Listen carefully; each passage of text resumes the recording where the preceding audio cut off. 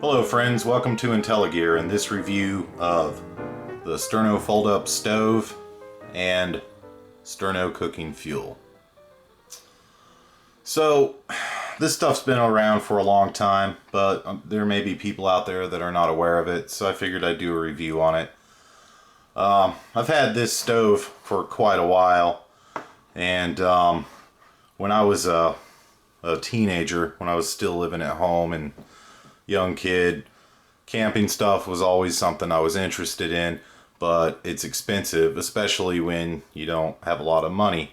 So something like this is a good starter kit for the younger people out there, and you know, even older people. I still have one of these around, and it comes in handy.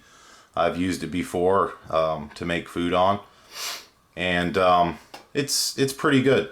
So the stove, it actually folds up flat. You can detach it from the bottom, and then the pieces all fold together. So it packs away. It's supposed to fold together somehow here. There we go, I think. Nope, that's not it either. It's like one of those jigsaw puzzles. There we go. So anyways, it folds up flat. It's not the lightest thing in the world. If you're, wanting to go backpacking and you're just starting out, if you're car camping, this would be pretty good. But if you're trying to go in the backcountry, I don't know if you want to pack that in. That's some pretty heavy metal. But you could just take the can with you and, hold your cup over the can and heat your stuff up that way. Really, this is just a convenience item because you can turn, you can light it and then walk away and come back when your stuff's ready. So let me set this guy up again here. It just goes in these. There's these little notches. Let me see if I can get a close up here for you guys to see this. All right. So you just have these little notches here, and then these little ears here, and those go together. Pretty easy. Doesn't take too long. And it's a little awkward when you're trying to work from underneath a camera tripod, but I make everything look difficult. So, and then it has this little swing door here too. So you just lift that up, and the idea being that it's supposed to close. So there you go. It's got a little notch there to keep the door closed. And then what you do is you just take your fuel here and you stick it inside and light it up. So let's go ahead and do that. Let's light this sucker up here. These are reusable. You can just put them out by putting the lid back on them. But I would suggest that if you're going to use one, you probably want to use it within a month after opening it, because once you open it, the can heats up, it warps a little, and they don't seal up like they are factory sealed, and eventually the stuff inside will evaporate, the alcohol will evaporate. So, see if I can pry this lid off here. Just kind of work around the edges. Try to get it open here without damaging the lid too much, because you want to put that back on if you're not going to use the whole thing. So, alright, there we go. So we got it open, and you can see on the lid here it's like a gelatin consistency, and it smells like alcohol. So I'm thinking that's what it is they're using, some sort of alcohol. And then let me see if I can get the super zoom here. Oh, it's a little too far. Let me see if I can just bring it in where you guys can see a little better. So, yep, it's just a jelly-like substance, a gelatinous substance, if you will. Alright, so anyways, one thing, you want to make sure you don't get this on your fingers when you're opening and taking the lid off, because it will definitely light on fire on your fingers. It's happened to me. That's why I'm sharing that with you. All right, so you just light this bad boy up. There it goes. I'm going to try to turn this light off to see if you can see that flame a little better. There it is. And, you know, if it's daylight, you may not even see that this is lit, so just keep that in mind. Let me turn this light back on here before this can gets too hot to handle.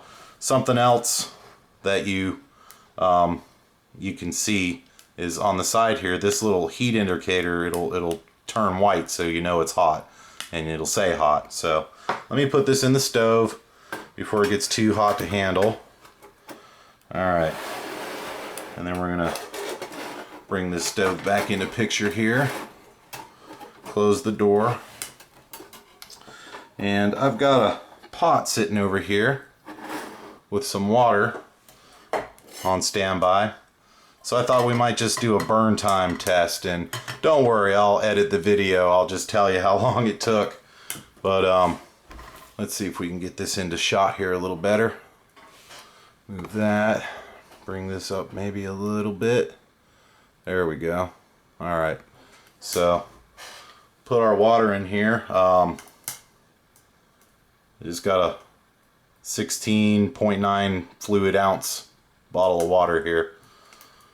And keep track of the time and all of that good jazz. See how long it takes to heat this bad boy up.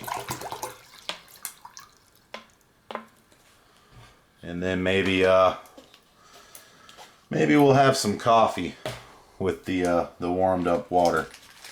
So before I cut the video, I'll just tell you about that.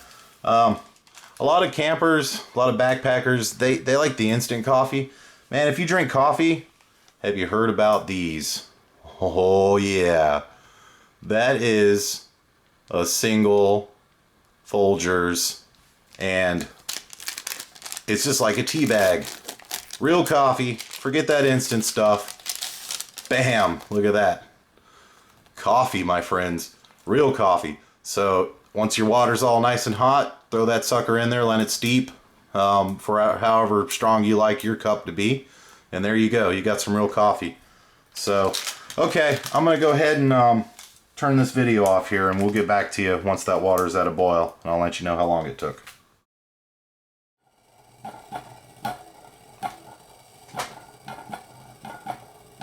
All right, and we have a boil. It probably wouldn't have taken me as long to boil this if I'd have put the lid on at the beginning, but I forgot to do that. So we're 30 minutes in from the time I set the pot of water on. So keep that in mind if you're going to do any kind of boiling. Don't forget to put your lid on. Especially outside with wind and stuff, you probably want to build some kind of a windbreak because it takes a while. I would say at about, I don't know, I think 20 minutes in, I started getting little bubbles, like a little simmer going in the pot. So, and there you can see, we definitely have boiling water. So, it's time for some coffee. Let's see if we can get in there. There we go. All right. So, let me get my other cup here ready. This, like I said, I've used this to make food on. And it's not the quickest to make food with. It's definitely not a high power cooking device, but there are some things I don't like about it. You can't touch the stove, any part of it, once you're cooking, because all the heat just goes through the whole stove. And getting this door open is a bit of a pain in the neck when you're trying to put that lid back on there it's kind of awkward to stick it in through the top. So there we go. Alright, we got the door open. Now what I like to do is I just grab my lid, and I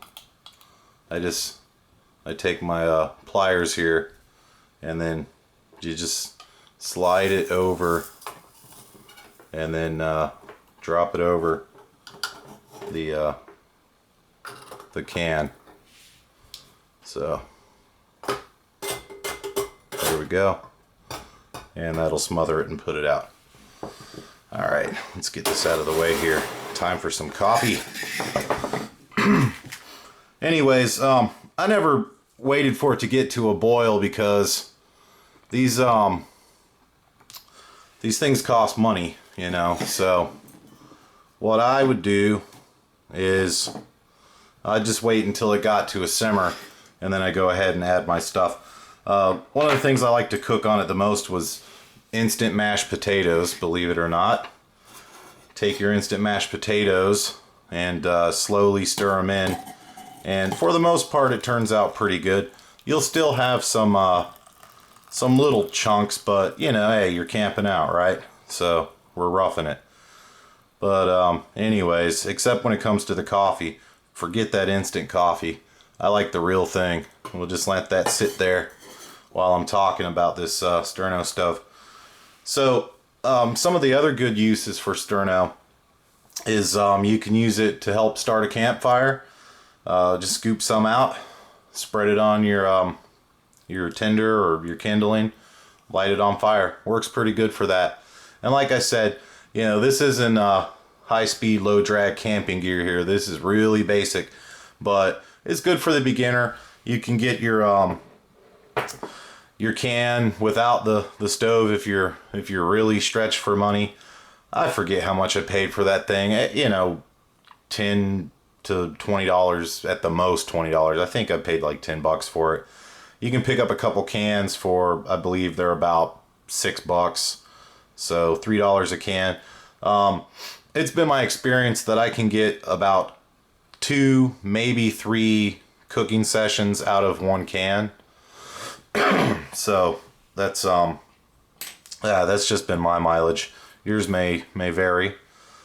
And like I said, if you do plan on getting one of those, then definitely make sure you put a windbreak around it if it's windy outside, and don't forget to put your lid on.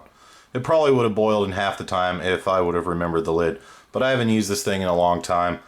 You know, I'm just trying to put videos out there that people can look at and enjoy and get a little information out of, and I don't want to exclude anybody. So there'll be other stoves and stuff I'll review in the future. I've had different types, and I'll do some reviews on them.